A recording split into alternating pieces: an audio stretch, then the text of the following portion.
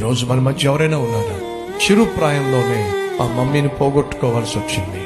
చిన్న వయసులోనే మా డాడీని పోగొట్టుకోవాల్సి వచ్చింది. నేను ప్రయాణం చేస్తున్న మార్గం చాలా బాధకరమైంది, చాలా వేదంతో కూడింది, ఒంటరితనంతో కూడి నేను బహుగా ప్రేమించిన వ్యక్తిని నేను పోగొట్టుకోవాల్సి వచ్చింది.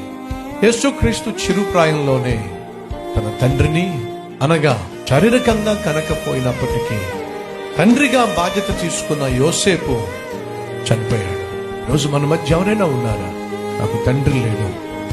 అయితే విను, యేసుక్రీస్తు భూమి మీద జీవించిన కాలంలో తండ్రి బాధ్యత తీసుకున్న యోసేపు ఎంతో కాలం ఈ భూమి మీద నివసించాడు.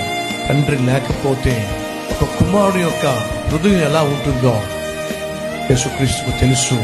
కాబట్టి నిన్ను అర్థం చేసుకోవడానికి నా యేసు చాలినవాడు.